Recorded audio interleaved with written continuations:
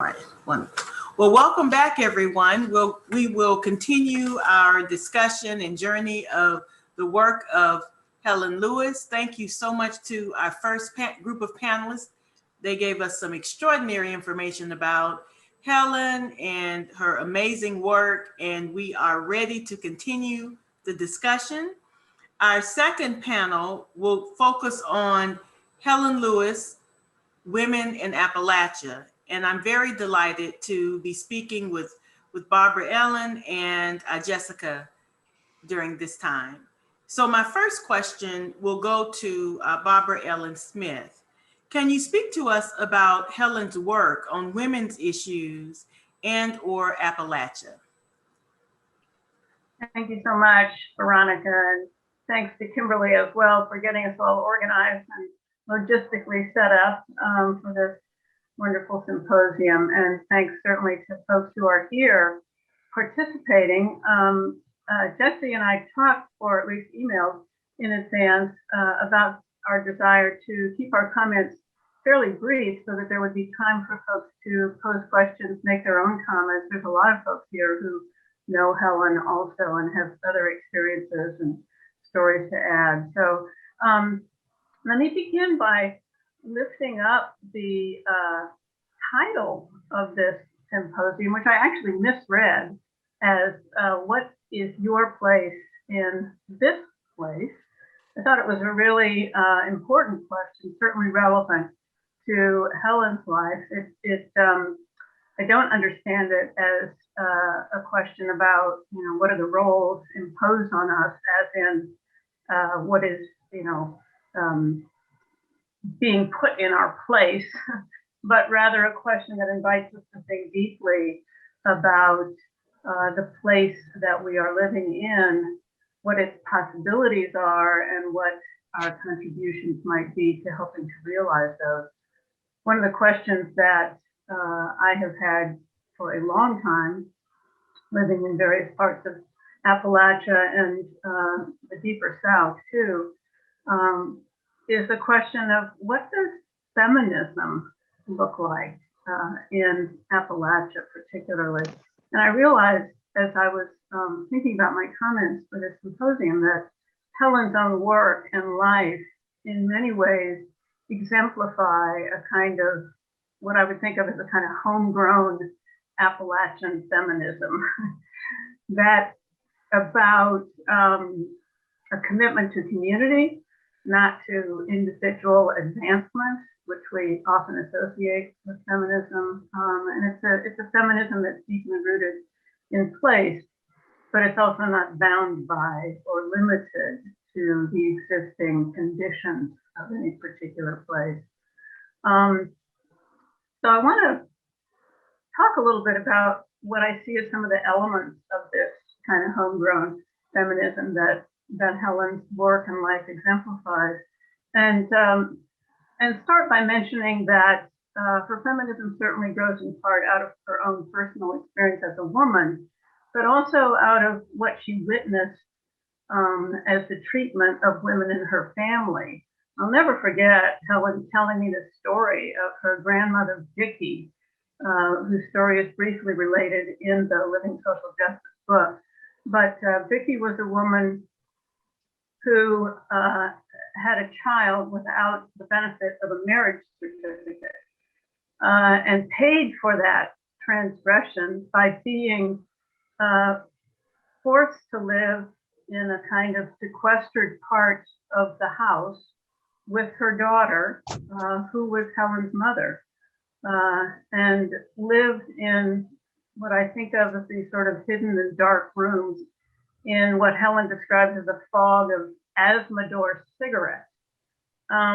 This is a really chilling story to me, the image of this woman who is on the one hand sort of cast out of her family, and yet at the same time she's completely unable to leave. And so she's living in this kind of prison house. And yet it's also a story, like so many of Helen's, that ends with humor. Helen described how when she first smelled marijuana, she realized that those Asthma-door cigarettes contained something other than what the doctor ordered to relieve asthma, which was a prescription that was actually used at the time. So Helen's feminism comes out of personal experience, but it's also what we would think of as today as intersectional. Several people have alluded to the fact that Helen grew up, of course, in the Deep South, in rural Georgia, and that when she was at Georgia State College, became involved in the anti-racism work of the YWCA, wrote her MA thesis on the woman movement and the Negro movement. Sounds like a quaint title now, but I really want to lift up and emphasize the fact that she was, as a white woman, way ahead of her time in practicing, again, what we now think of as intersectional feminism that insists on the importance of the multiple dimensions of oppression. Certainly Black women, since at least the 19th century, had been writing and talking about the importance of thinking about race and gender together, racism and sexism. But this is something that, even to this day, remains not the dominant or popular conception of feminism, which tends to emphasize, at least in the popular imagination, gender first or gender alone. And when you think about only gender or emphasize only gender in your politics, then women's issues inevitably become the needs and concerns of those women for whom gender is the only thing that they're worried about. In other words, women who are otherwise privileged by their race, privileged by their class, women who are not rooted in communities defined by racial oppression or class exploitation, who are, of course, precisely the kinds of women that Helen always worked with. So she was way ahead of her time. She has been way ahead of her time, I think, in practicing a kind of intersectional feminism. She's also an intergenerational feminist. As Sandra was pointing out, Helen has been a real role model, an advisor, teacher, mentor for young women all over the region. And I was really struck when I was working with the Southeast Women's Employment Coalition and traveling to different women-led organizations throughout Appalachia and the deeper South, how many women had been influenced by Helen. I'm talking about the Coal Employment Project over in Virginia, Women in Employment in West Virginia, Mountain Women's Exchange in Tennessee, young women who really felt that they sort of came into their power as organizers and leaders through Helen's mentoring.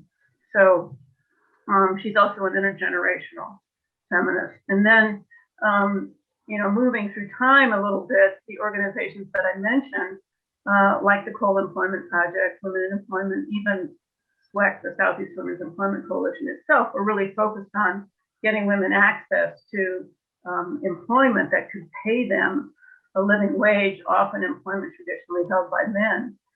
But as we moved through the 1980s and into the 1990s, the deindustrialization that was so devastating, communities in Appalachia really drew Helen more into her community economic development work in places like Ivanhoe and southern West Virginia, California, and so on. But it was here that she also, I think, applied a kind of, or came to understand a kind of feminism that really sees women as central to community life insofar as they tend to do the relational work that really sustains families and communities, and therefore are really central to community development. That's a kind of interdependent feminism that emphasizes the caring labor that women do, and which Jessie Wilkerson, I think, analyzes so beautifully in her book, To Live Here, You Have to Fight. So just a couple of final points. One is that, Helen has not just helped other people find community and develop their communities, but she has also built her own community around herself. She did so at the River Farm, where she lived for many years, but also in many other locations. I had the honor and the pleasure of visiting Helen when she was living in North Georgia. And I went to give a talk in her honor.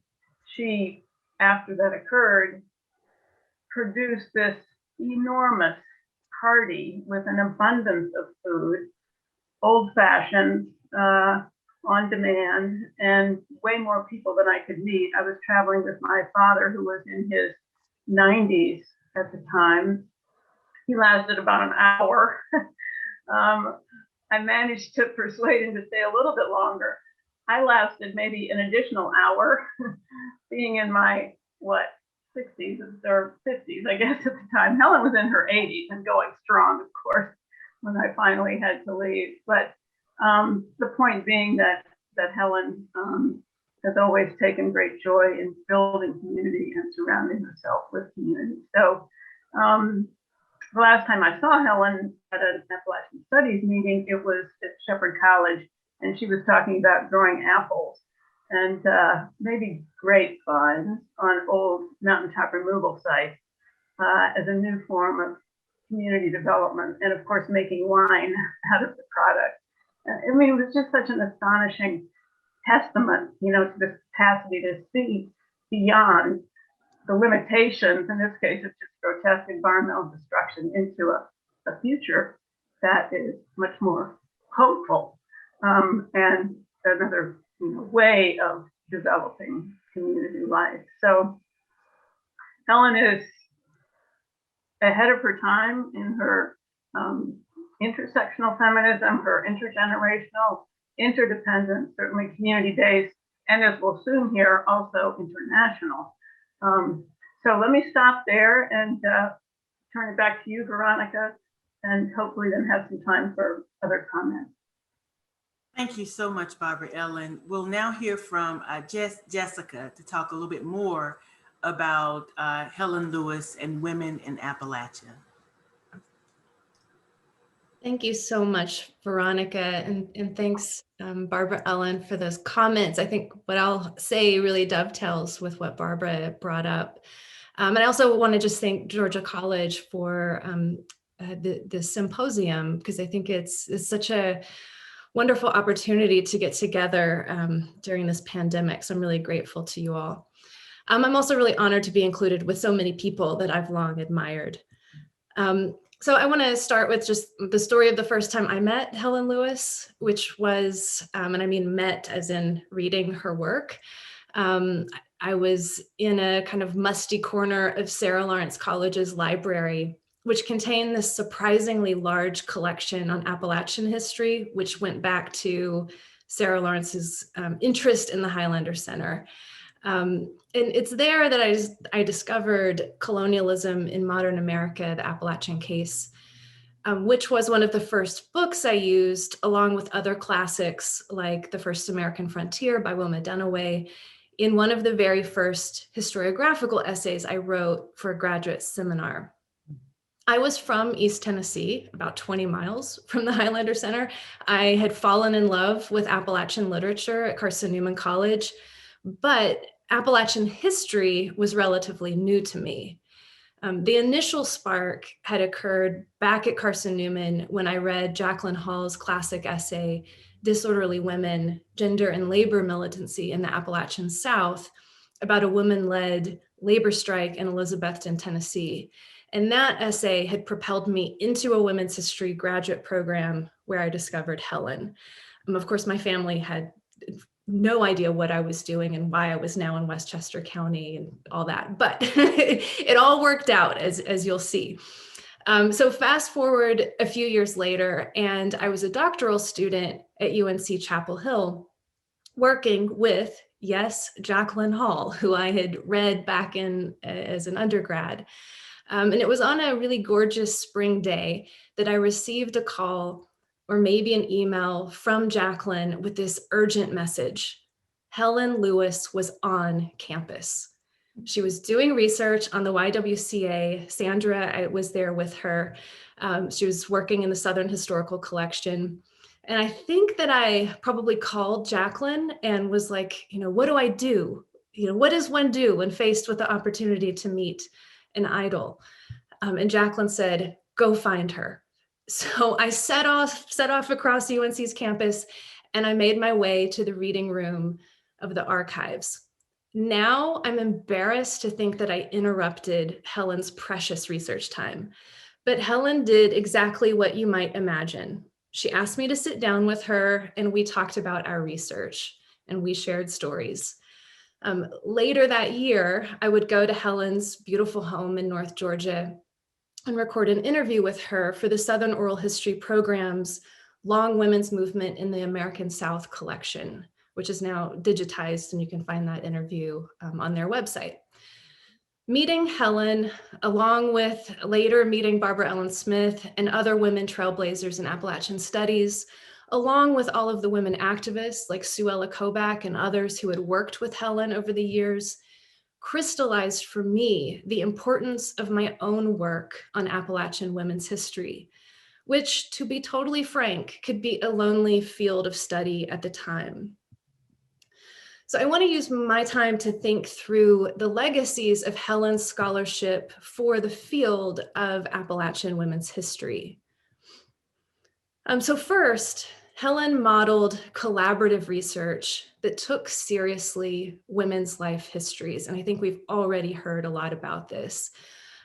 Early in my doctoral research, when I was trying to decide on a focus for my dissertation, I came across the booklet, Picking Up the Pieces.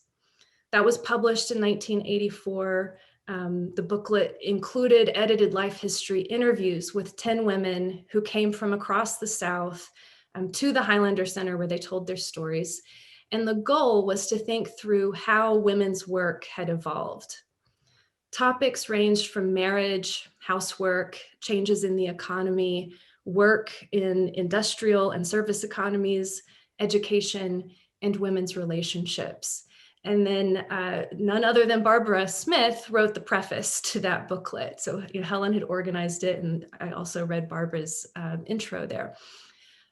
So as a women's historian who was also deeply interested in women's labor and working class women's experiences in Appalachia, it had become clear that I could never rely solely on traditional archives to get at the history I wanted to tell. Helen's oral history work at Highlander and later with Mountain Women's Exchange in Jellicoe and elsewhere took seriously women's stories and their family histories as sources for making sense of the past. My own work would end up relying on oral history interviews conducted by myself and others. And in fact, I would return to some of the women Helen had worked with over the years. I interviewed women who had been involved in Mountain Women's Exchange, as well as Gail Randolph and Mary Lee Rogers from Bumpus Cove, Tennessee, where they had become leaders in a local movement to expose environmental destruction in their communities. And basically what I could do is like follow Helen's path, like who had she worked with in the 60s, 70s, and 80s, and then I would go track down those people and talk to them.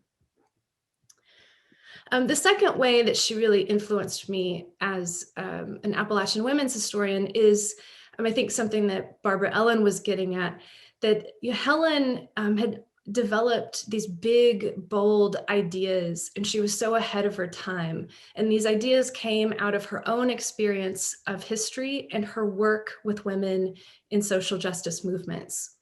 And I just want to highlight two of those ideas that have been influential to me as I have been thinking through and continue to think through 20th century Appalachian women's history. The first comes from an interview that I already mentioned that I conducted with Helen. And I asked her about the history of feminism. And she said, and I'm quoting, "I'm part of the long women's rights movement, I'd say. I remember when I was writing my thesis, I wanted to live in the 1830s and to have been at Seneca Falls. I really sort of identified with all of those early abolitionist women. I just felt like that was where I should have been. That's who I was, but I was in the 1940s and 50s by then. So when the new women's movement began, I just fell right in. So I think that I was one of those hanger-oners that kept something going, at least in myself, during the period when there wasn't, as you would say, much of a movement. So we've already heard that Helen was ahead of her time in how she thought about feminism, but she was also ahead of her time in how she framed women's activism and how she framed the women's movement, very differently than the dominant narrative, which grouped women's activism into these disparate waves and almost completely erased the South and Appalachia. She pushed me to disrupt some of the scholarly boundaries and to reconsider women's movements in new places with a different cast of characters. And on a related note, Helen talked about social justice movements of the 20th century in ways that later scholars would call the movement of movements of the 60s and 70s. So by that, I mean, she perceived the synergy between civil rights, women's, and anti-poverty movements in Appalachia and the South. Another idea that ties directly into my first book is about women's labor. And I want to just go back to picking up the pieces where Helen reflected on women's interviews and she wrote the following. Women have soothed and restored those damaged by economic crisis, cared for the victims, helped people migrate away and come back home. They have provided healthcare, midwifery, and counseling. They have been the teachers passing on traditions, telling stories, singing songs, bringing joy in what otherwise could have been a tedious and dreary existence. And then she continued, pivoting to the assault on the social safety net in the 1980s. And she wrote that women's labor is used as a safety valve to maintain the economic system through cycles of inflation and depression. Social programs can be cut because women are back home in the informal, non-economic economy, feeding and maintaining family members. And of course, that sounds all too familiar in our current moment. So I wound up framing my book around the idea of caring labor and social reproduction, which of course we can tie right back to some of the work that Helen was doing in the 80s. And I also tracked how the attack on welfare and the rise of the welfare rights movement were fundamental to understanding Appalachian and US women's history. And in the era of pandemic, we see many more people engaged in these ideas about how work is gendered and racialized and what kind of work is most valued. So again, she was really ahead of her time. The last thing I want to say is that Helen always acted with a generosity of spirit, especially with young scholars like me. I was a first generation college student and sort of stumbled into graduate programs, at least that's how it often felt to me. And Helen made me feel like I belonged. Her own experience of academia had not been particularly positive, which makes it all the more powerful that she continued to mentor young women and to support the kind of work that she always believed in and work that was about Appalachia. Her imprint on Appalachian women's history is tremendous, and it's hard to imagine the field existing as it does without her. So thank you to Helen, and thank you all again for letting me share my thoughts. Oh, thank you so much, Jessie. We'll take a few minutes, about 5 minutes for questions. I know we have a bunch of people on the call, and we want to make sure that we give our presenters all of the time that they've been provided. But if there's someone who would like to ask a question to any of the presenters that have already presented, we can start here, and we will stop at 1:45. So we have just a few minutes if there's any questions people would like to ask.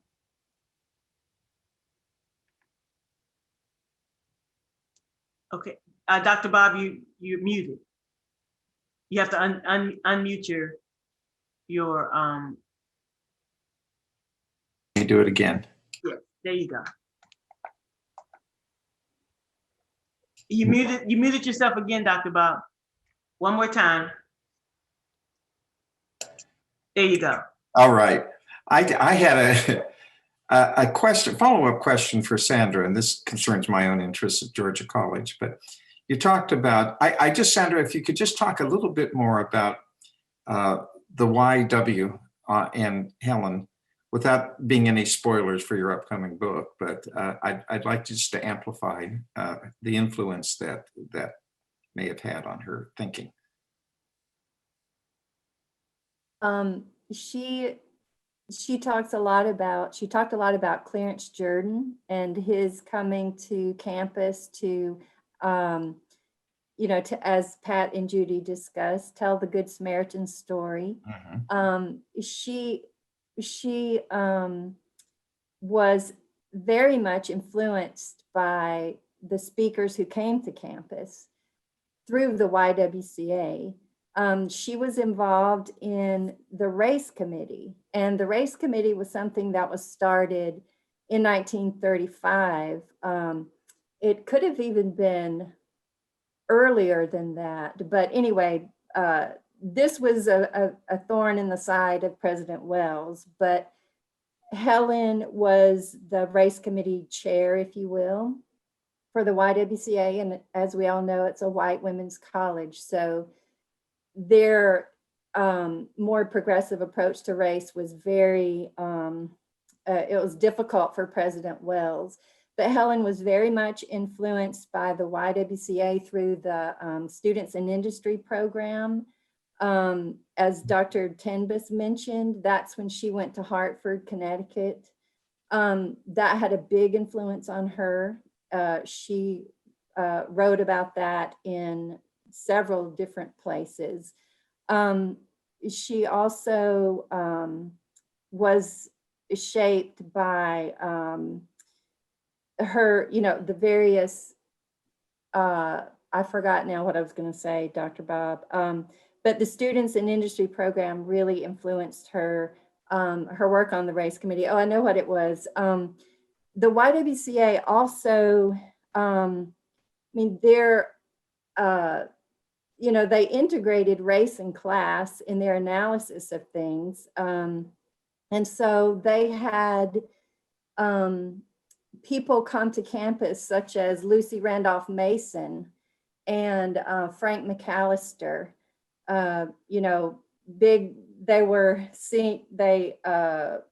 Frank McAllister was a socialist. So they're coming to campus at Georgia College in Milledgeville in the 1940s. And Helen, somebody wrote in the Union Recorder that Georgia College should not allow the likes of McAllister and Mason to come to campus and corrupt the minds of our young girls, et cetera. And so Helen and a friend of hers responded in a letter in the Union Recorder that said, we think that young women should be able to have access and be exposed to a lot of different ways of thinking. And we think that, we support their work and we're not, we want to know what's happening and we want to be involved in the discussion. So it had a really big impact on her. Thank you, Sandra. Thank you. We have time for one more quick question.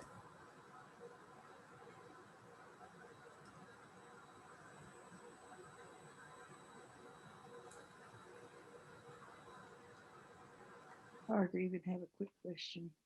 Okay. Beth? It looks like Beth Bingham. No. Okay, did you? Other questions? Or any exchanges amongst the panelists?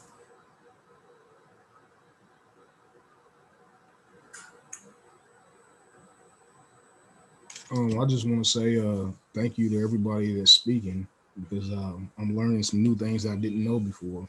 My name, by the way, is Daryl Parker. Everybody calls me D. I'm the social media student liaison at Hazard Community and Technical College here in Hazard, Kentucky. I just want to say thank you to all the panelists and everybody for organizing this. Like I said, I am learning some things that I never even knew. So thank you. Thank you so much for those comments. I appreciate it. I think all of us are really learning the extent to which she benefited so many of us. I know many of you talked about her work on internal colonization, and I will say that book pushed me to really start focusing on the Black Belt region of which I came from. So for me, Helen has really helped me to see how you could use your scholarship and community-based participatory approaches to not only share with students, but also your community and empower your community around, cultural heritage, regionalism, and all of the things that we've been discussing here today. So I think all of us are definitely learning this afternoon, but also becoming more inspired and empowered to do work that we need to do. Okay. If we, so I will take this last minute so we can transition to our next group of panelists. And this theme is Helen Lewis and community empowerment. And I'm so excited about the work that we've been able to display today. And we're continuing all of that fabulous work from her as a student to who is Helen Lewis, her work on feminism, and now her work in community and community empowerment, both domestically and internationally. So I will turn it over, I think, Richard and John and Susan, and we'll start with Susan Williams. Susan? Hey, I'm talking on my phone, so I just wanted to make sure it's my phone that I'm talking. Awesome. So it's been so cool seeing who's on this call. I just love that. And I started sending messages, but then I fell off. So hello to whoever I do know. I saw people I hadn't seen for a long time. And I also wanted to say that Helen would be so happy with what you are doing at Georgia College. And I think if she could, she would be happy to be right in there talking about what you do in rural communities these days. So when Veronica called, I was so excited to hear what you all were doing. I came to here in 1989. I've been organizing in Appalachia for 10 years with SOCM. And I met Helen because she came to Highlander to help develop the Horton Chair program after Miles Horton died. So Highlander is a place where we gather people who are working on social movements and then also work with them in communities. And I learned a lot from Helen about that process being at Highlander with her. I wanted to say not about her academic career, which I really knew very little about until the book came out, but more kind of about what it was like to work with her. So I think of her as being a gardener and an educator and a cook, and she did all those kind of the same way. She'd try anything. She put all kinds of funny combinations of plants and food and people together in her garden, in her kitchen, in her home, and at Highlander in her work. She didn't mind things being messy. She didn't mind if workshops didn't go as they were planned. She knew that there was the complications of community work, and she talked really straightforwardly about that, I think. She also knew the value of conversation, laughter, hanging out, and encouraging people to take on more than they thought was possible.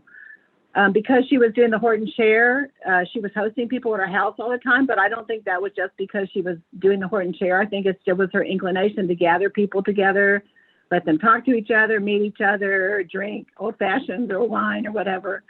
And so we spent a lot of evenings up with Helen at the Horton House. She was also really down to earth. Like, I had no idea she'd done all this amazing academic work. And so I sort of think that is a great quality for a community educator, but that she would bring what she could bring to people working in communities. And I wanted to share one story about a community that I had some interaction with her. I think it's a good example of her dedication to working in rural areas where it's really hard to figure out what to do. So this was a story about McDowell County, West Virginia. It's in southwest West Virginia. It at one point produced more coal than anywhere in the world, but over the decades has seen declining population, declining economics. So Helen had worked with the Tug River Clinic there in the 70s or 80s, so had some connections, but she got drawn into some work trying to support them to do economic development in a very community-based way. Addie Davis, who was from McDowell County, had told the county they shouldn't hire someone from outside. They should hire her to be the economic development person. And then she got resources from the Benedum Foundation, a West Virginia corporation foundation, to do a mini grant program. So Helen did workshops in McDowell County. They did them over a series of time. Now, McDowell County hardly has any flat land. At that point, there wasn't a single traffic light, probably still isn't.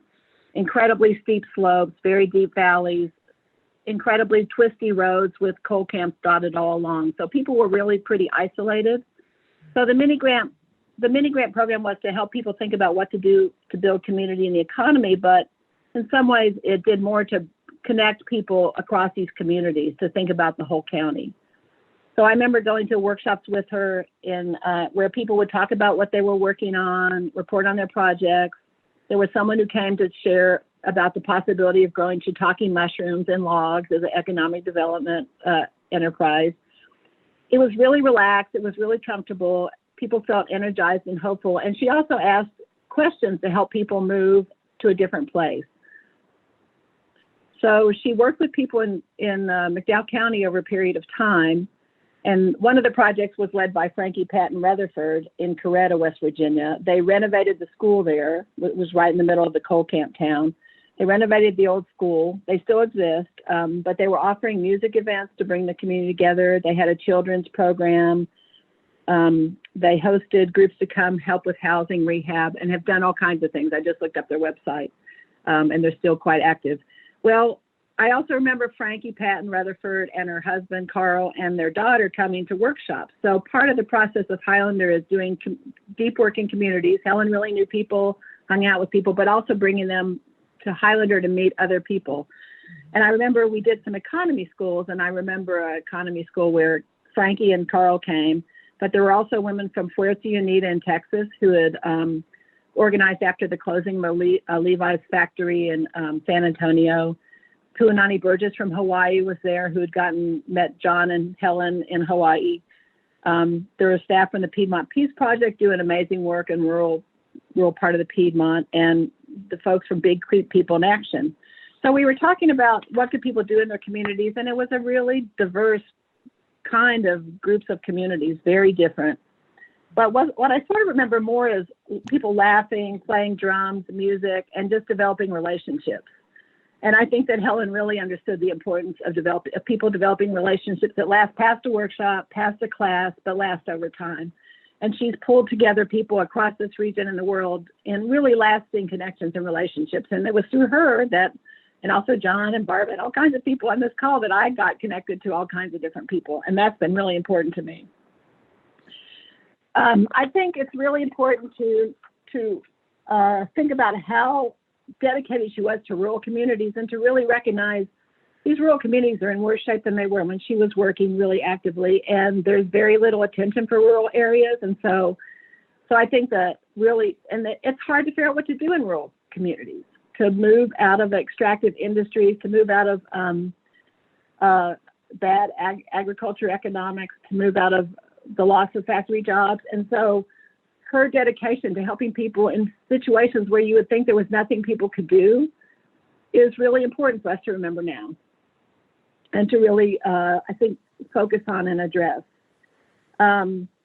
Because those issues of colonialism, neoliberalism, capitalism, racism, poverty are all coming to play. McDowell County, they're projecting to have lost another 10,000 people in the last 10 years. So the one other thing I wanted to mention was in the book about Helen, it lists a 12-step program she had for communities. And everyone should read these steps. It's really great. I'm not going to read them to you, but I do want to point out, as someone who knows about 12-step programs, that she did not start with having people admit that you are powerless. And she really brought the belief that people are not powerless into everything she did. So that's really all I wanted to say. I'm going to turn it back to John, who was actually with Helen before I was. So it's kind of chronologically out of order, but I'm really happy to be on this, to hear more about Helen, and hoping that she's hearing some of this herself. Thank you. Thank you so much, Susan, and thank you for your work at the Highlander Still. I'll now ask Richard and John to speak to us about their experiences with Helen and her community development, community empowerment, and all of the work that they did with her. Thanks very much, Veronica. And thanks to you and to Kimberly for organizing this terrific event, and to Georgia College for sponsoring it.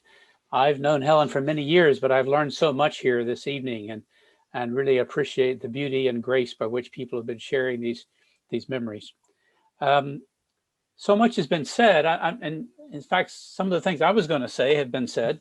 So it's hard to know what's left, but with somebody whose life is as rich and varied as Helen, of course, there's plenty to say. I've known Helen for almost 50 years, since the early 70s. She's been a close friend to myself, to my family, to my partner, Juliet Merrifield. She was a colleague at Highlander and a colleague on a number of other projects.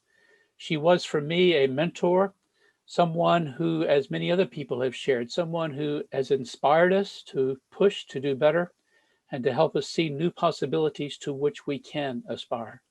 And that combination of inspiring and helping others aspire is at the heart of her contribution. Just as sort of an aside, I got an email last night from Bill Turner when he saw that I was on the program tonight. I don't see Bill's on here, so he asked me to share something. Many of you know or remember Bill Turner, who along with Ed Cabell edited that very important book on Blacks in Appalachia. And he wanted me to make sure and say that people have shared a little bit about Helen's work on race in the South, but he wanted me to make sure and say how much her work was appreciated by Black Appalachian scholars as well. And for Bill particularly, Helen championed some of his work under the aegis of the Kellogg Foundation that led to the Black Mountain Improvement Association and to the African American Cultural Center in Pennington Gap, Virginia. So just another example of the way that Helen helped to inspire and helped others to aspire. Now, like many people have said, the book Colonialism in Appalachia had a huge impact for me as I was developing my own dissertation and work about the impact of absentee land ownership in the region, which became the book Power and Powerlessness in an Appalachian Region. Now, despite what Pat and Judy said earlier, when they said I met with Helen first to talk about my dissertation, I actually don't remember that meeting. Thanks, Pat and Judy, for refreshing my memory.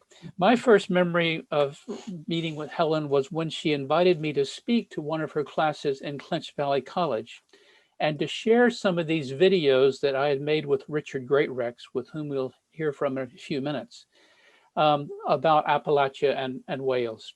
That was the period of the famous Harlan miners' strike. And we were using 1974 videos, 72, 73, 74, using newly developed video technology, the old reel-to-reel technology.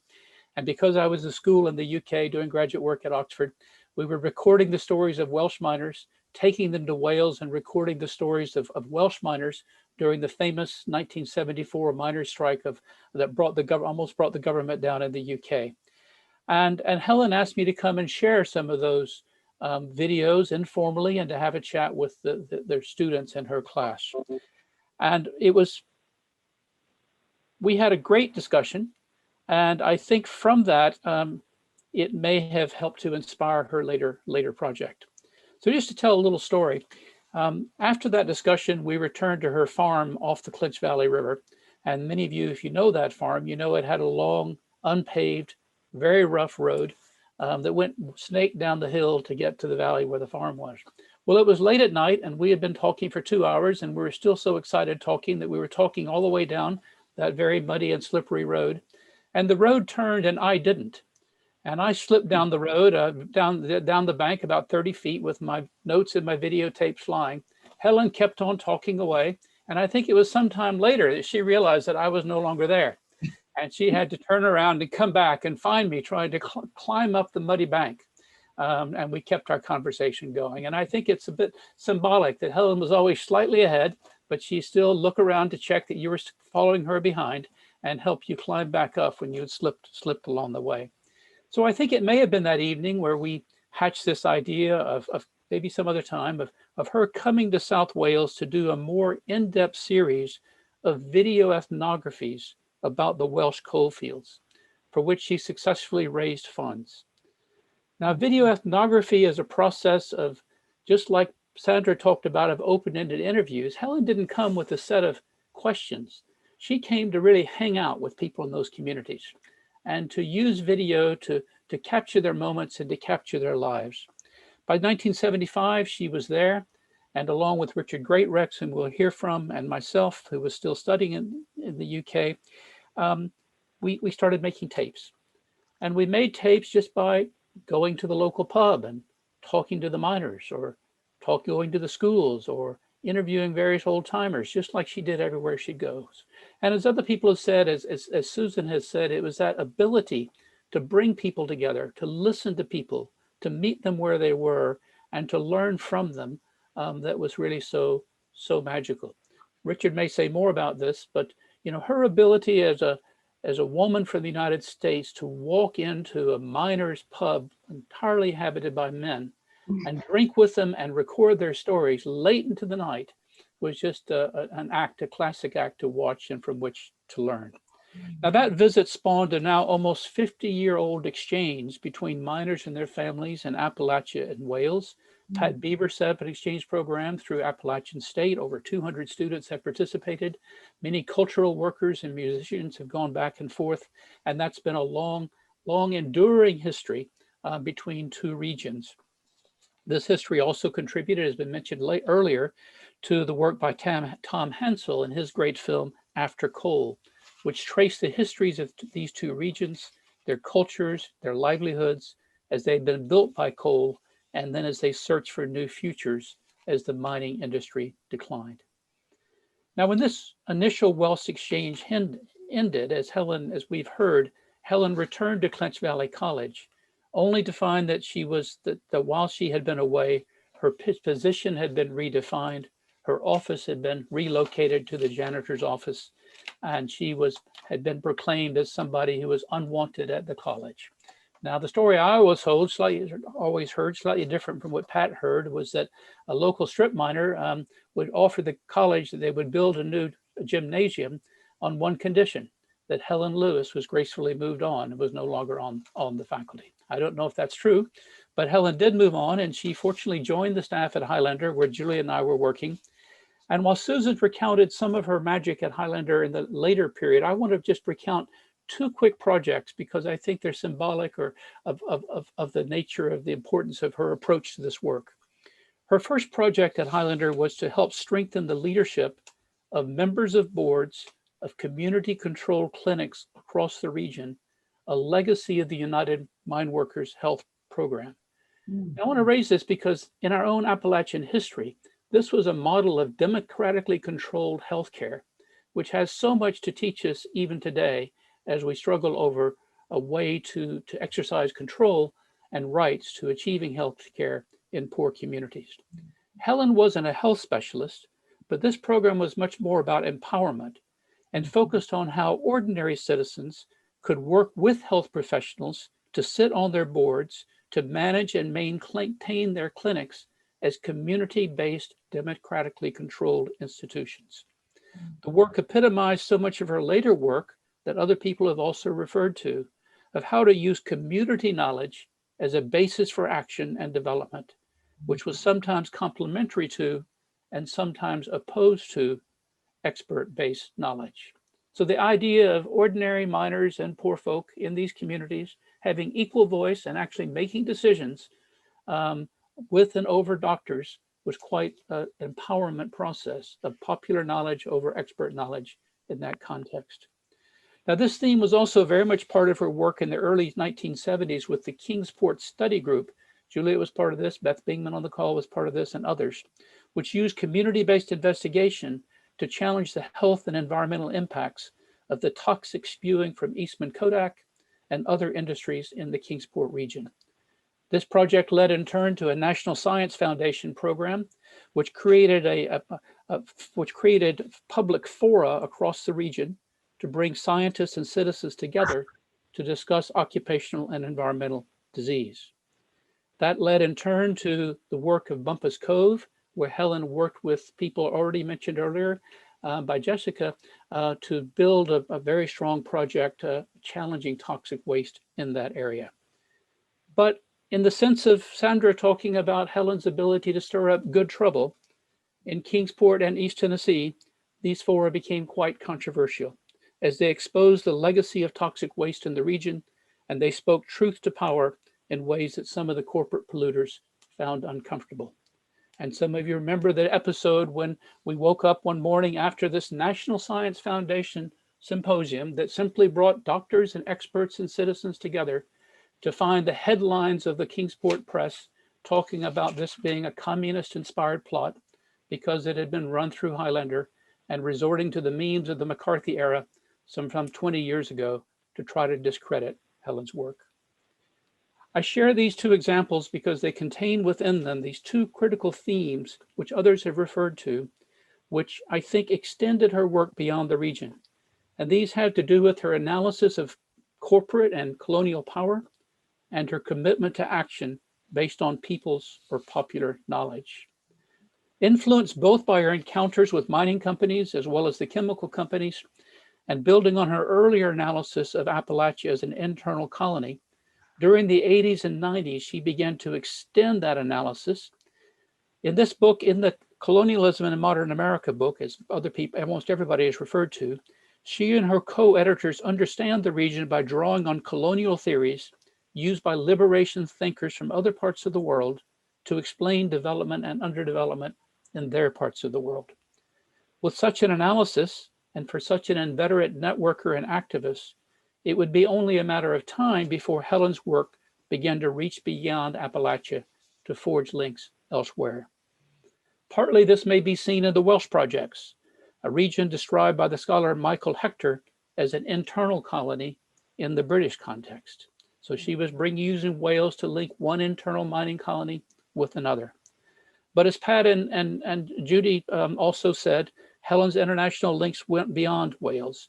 In 1980, she and Miles Horton wrote about the comparative role of transnational corporations in Appalachia and Latin America.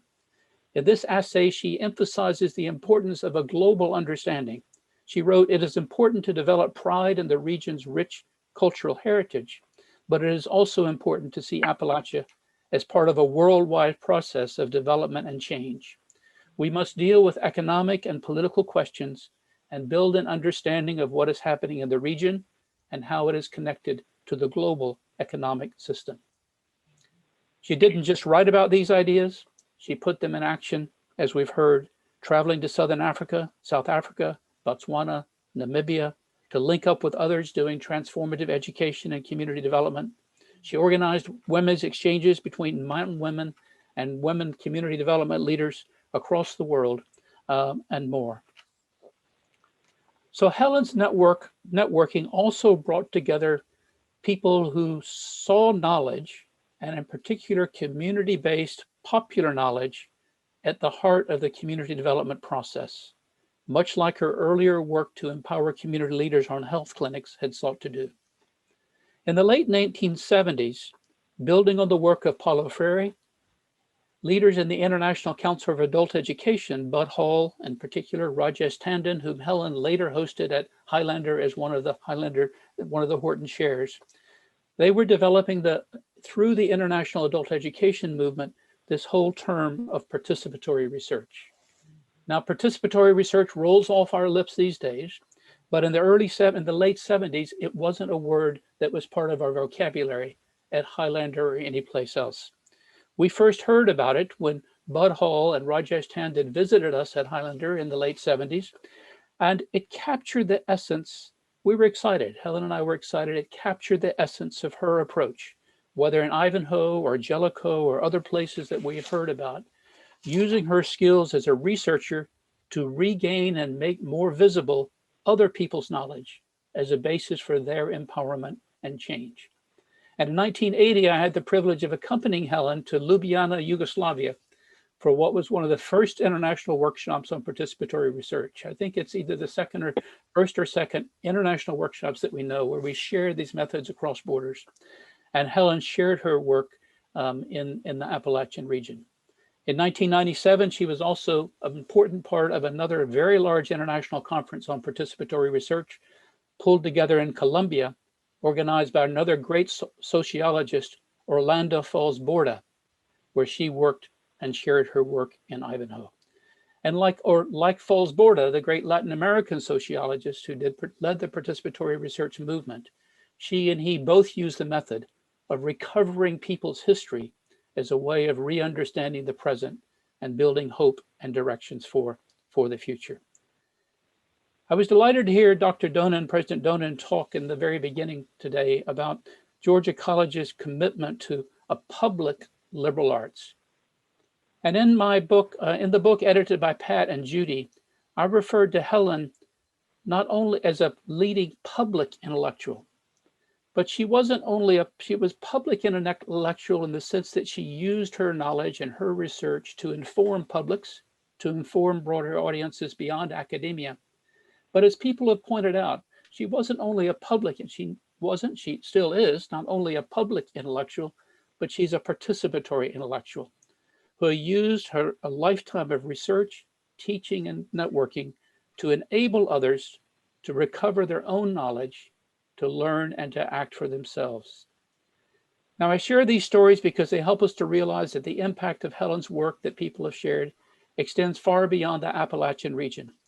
Throughout her career, Helen built global links, but somehow was able to do so without losing her deep local, community, and regional roots as well. Her work is a conversation between regional realities and the global political economy. The conversation was not only interdisciplinary, as we have heard, but as people say these days, transdisciplinary. It stepped out of academic disciplines to engage with people themselves, to put their knowledge by, with, and for the people at the heart of whatever issue she sought to address. Now, Helen's ability to do so with ease, to cross these many geographical, pedagogical, and political divides, to be comfortable with people wherever she was and wherever they were, are a key secret to her career as a genuinely local and global, participatory public intellectual. I'll now hand over to my friend Richard Greatrex in South Wales, who will give a bit more in-depth example of her work and legacy in that part of the world. In the Welsh Videotape Project, Richard was the man behind the camera, and he went on to have quite a distinguished career as a cinematographer. Look him up on your bios that you got. Richard organized an event at the Hay on Wye Book Festival about 5 years ago, which brought Helen back to Wales, along with the miners' leaders and others with whom she had worked in the previous years. As far as we know, as far as I know, that was her last international visit, or at least her last international public event. And so, Richard, over to you. Thank you, John. Can everybody hear me okay? Good. Hello from Wales, mid Wales now, not South Wales, from the town of Books, Hay on Wye. Helen, if you're listening, this is a big hug and a big kiss. I do hope you're listening, and I'm sure you will appreciate all the kind words that have been said about you. Now, where to begin? Well, I thought, well, let's try now. Let's try today. I'm currently involved in a campaign to try and understand the work against the pollution of our local river, the River Wye. It's a major river in Wales, flowing from the mountains in mid Wales to the Bristol Channel. 155 miles long and currently suffering from, among other things, an overloading of phosphates, mainly due to agricultural practices and toxic waste. We started the campaign on the basis of wise words I first heard from Helen. She said, "You've got to dig in the earth on which you stand." Wise words indeed. I took them to mean that you have to start any campaign at a local level, and you have to involve the local community as a basis for any change. The work has to be based in the culture and the practices of those that live in the area of your activity. So, for instance, we have a project at the moment, a science project that involves volunteers regularly collecting water samples along our stretch of the river. It's a fine example of citizen science. Volunteers who live up and down the river, who value it being there and want to protect it. The people on the ground taking ownership of their river. I'm sure Helen would be proud of that. So this is what she taught me, amongst many other things. I first met Helen in 1975, as John has mentioned. He and I had been making videotapes in South Wales during the 1974 miners' strike. They were not finished documentaries in any way, but rather samples of the culture, of work, and the day-to-day of politics. The idea was to build a library of resources. In 1975 and 6, I teamed up again with John in the Appalachian region, using these resources in the mining communities to inform miners of the ways of life and practices of fellow miners in South Wales. It was one of these meetings that I first got to know Helen. Now this was somebody, kindly, yet in charge, a listener and a speaker, conventional and yet an experimenter in how to live. One of my best memories is of her magnificent A-framed house alongside other houses, where folk seemed to live in a way that was, to me, new and somewhat surprising. I would now probably call it a commune. I'm sure Helen and her friends did not call it that. More just an attempt at a slightly different way of living their lives. Okay, well, hold on. Eventually, Helen ended up in South Wales in a little village called Brynaman, previously known as a Gwrta Fawr, which means the big gutter. It's a very appropriate name. Brynaman is on the west of the South Wales coalfields, where in narrow coal seams, valuable anthracite coal was mined. The number of mines in the area and across all of South Wales at that time were rapidly decreasing as coal was in less demand and foreign imports started to flood the market. The result was that the traditional culture was under threat as the village became less economically important and employment possibilities dwindled. I joined Helen to begin a project of recording this culture and its people in order both to capture it for historical records, but, and most importantly, to share it with other mining communities. This culture had provided for many generations the skeleton, the backbone that enabled folk to survive a dangerous and often threatened industry. Solidarity glued together by institutions, by cultural practice, and comradeship of a shared work experience. Most days Helen and John and I would set out with this crazy piece of video recording equipment, a great big box carried on my shoulder, an unwieldy camera, and a microphone trailing a lead to the recorder, a cable guaranteed to trip you up. A piece of equipment matched only in its ugliness by its ability to regularly fail and require emergency maintenance. Such a huge difference to modern methods of video capture. I guess we were anthropologists of a sort, though I didn't know what the word meant at that time, setting out to capture and videotape anything that would generally but deeply show the strength of the folk of Brynaman and their ways of life. It could be, for instance, Jack showing us where the mine used to be and chatting about it, a recording of the male voice choir, an evening in a pub, kids in the school, or three women having tea round a table. This is where I learned another major lesson from Helen. Folk, when asked questions in front of the camera, however subtle the process, might be or always tend to give a gloss to their story, dealing only with the surface and being often unwilling to talk about those things below the surface, things like setbacks, lack of support, and the nature of real relationships below this surface. Helen, gently and quietly, would not let folk get away with this. She subtly poked and prodded until other truths, other versions of the stories were revealed. I believe some of the theoretical backgrounds to this method was learned from the work of Gerald Belkin in the Ujamaa villages of Tanzania. He came to visit us and taught us, Helen, John and myself, of his methods and his practices. Helen's skill in this was, I believe, a direct product of her personality. As John has mentioned, how could a single woman travel over 3,000 miles to a completely strange environment and get along with folks so easily? You have to remember, on the surface at least, that this was a male-dominated industry and therefore a male-dominated culture. Somehow Helen, by the force of her personality, managed to fully integrate herself into the village and its people. She did this in her own inimitable way. Great eyes and even better ears, a gentle, but dare I say it, forceful way of approaching things. Of course, it wasn't long before Helen got below the surface and began to reveal the role of women in Brynaman, a role very much to do with trying to hold daily living together, a glue for the way of life. Strong women, but generally undemonstrative women. It took Helen to mine them.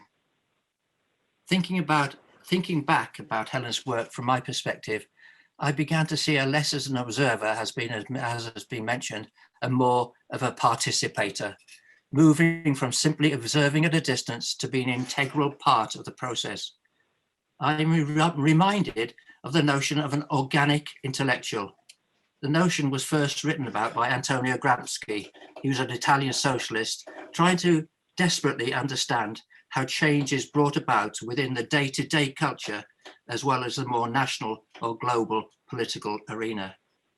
His idea was that our organic intellectual is of the people and for the people, and brings his or her skills to implementing change within that sphere of activity. I can't think of a better example of an organic intellectual than Helen. I'm afraid to say that this also brings to mind a rather sad recent death. One of our major collaborators in Wales, who helped John and Helen and myself in innumerable ways and maintained a constant exchange of ideas and friendship over many years, has recently died. He was a fine example of another organic intellectual and was a vital spoke in the comradely exchange of ideas from the people of Appalachia and South Wales, a friend and a comrade. He will be sorely missed. It always saddens me that when we lose somebody like him, we lose so much of what is in his head, his experiences, his wisdom, and his memories. Perhaps that's why we have gatherings like this, to learn and to pass on. Now, in a lighter note, another poem that Helen wrote, I think she called it a poem of sorts rather than one of her later, more scholarly poems. She wrote it in 1975 and recited it at the Rose and Crown, our local pub that John has mentioned, and often our second home. I'm going to read just some of it, if that's all right with you. I came from old Virginia, where the corn and tobacco grow, where the coal is soft and smoky, and the people all talk slow. I came to live in Southwest Wales, to look and live and learn how people in these valleys work and play and earn. I bought a van, 'twas Austin blue, and left old Swansea town to make my way to the open moors and a home called the Rose and Crown. Driving on the wrong side, I lose my way 4 times. I drive through towns I couldn't pronounce, Lower and Upper Cwms and Ystrad. I drove and pushed the van for 6,000 miles from Brynaman to Swansea town, up and down the valleys, but mostly to the Rose and Crown. I rented a little cottage in Upper Brynaman on Bryn with Richard and John in the household and visits from 1 or 2 friends. We made a lot of videotapes at schools and pubs and clubs and mines of people singing and dancing and shouting a bit, but mostly speaking their minds. What have I done in my travels? What have I learnt in my stay? I'll tell you a few of the highlights in my work, and which is better called play. I learned about lager with a bit of lime, and in the 30s, it was a very hard time. A pint is larger than you think. A pony can also be a drink.